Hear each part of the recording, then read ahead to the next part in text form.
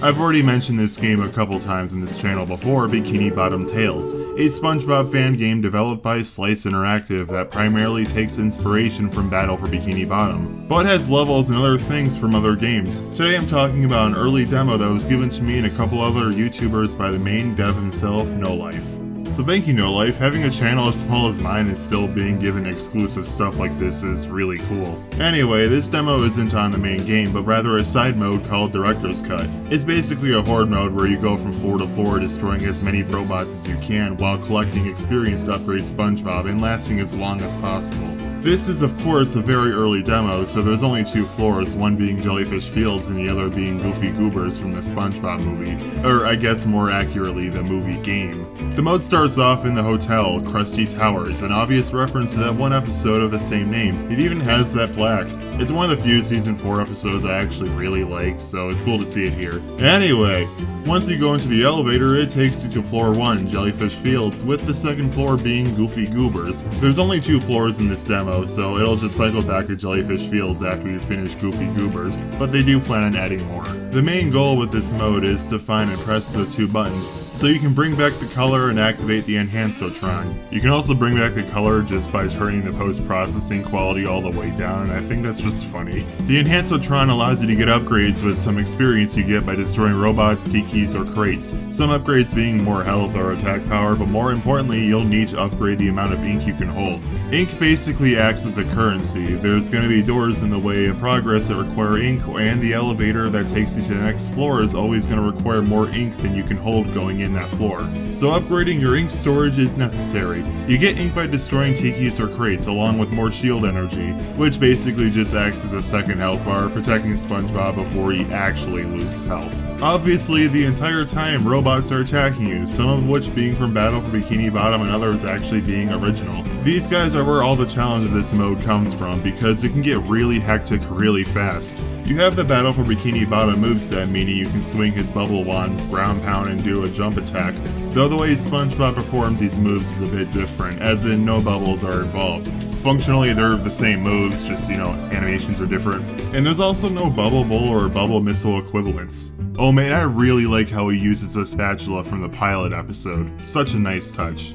Even the actual movement of SpongeBob is really similar to Battle for Bikini Bottom. It's actually really impressive how close it is. And I only consider that a good thing because I thought the controls in that game were really good. So in all, it's an arcade-style mode where your main goal is to last as long as possible. My personal longest time was about 17 minutes, but I could probably get a better time now that I know these levels decently well. To be honest, something like a horde mode doesn't appeal much to me personally, but I still liked what I played. I just don't see myself really going back to this all that much, even when it's finished.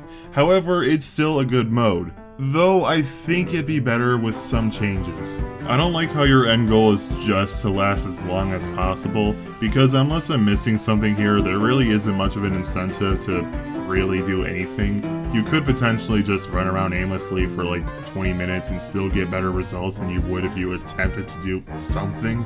In fact, that actually did happen to me because I didn't really do much my first few attempts because I didn't know what I was doing. But then some of my earlier attempts, when I had a better idea of what I was doing, I ended up dying a lot faster. The closed off nature of Goofy Goobers just makes it a lot harder to handle all these robots than it is in Jellyfish Fields. Maybe this is a standard in horde modes, I really don't know. Again, this isn't really my kind of thing, but with my limited knowledge, I think it'd make more sense if this was score-based. You get points with every robot you destroy or with every floor you advance to, with the amount of time you stay alive for acting as a score multiplier. That way, staying alive as long as possible is still a core part of the mode.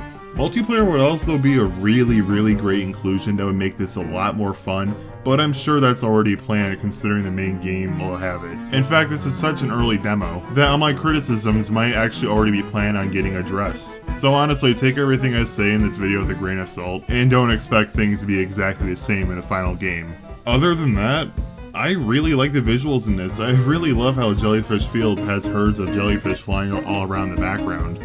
It looks so cool and it makes me wish Rehydrated did that at least at some point in the level. I don't know, maybe around the arena of King Jellyfish. I feel like that would make sense being there. I also like the colorful lighting in Goofy Goobers. I think it's a nice touch. There's also a few nice references that I still haven't mentioned, like we got Spongehenge from that season 5 episode, and even the Z-Crates from Creature from the Krusty Krab.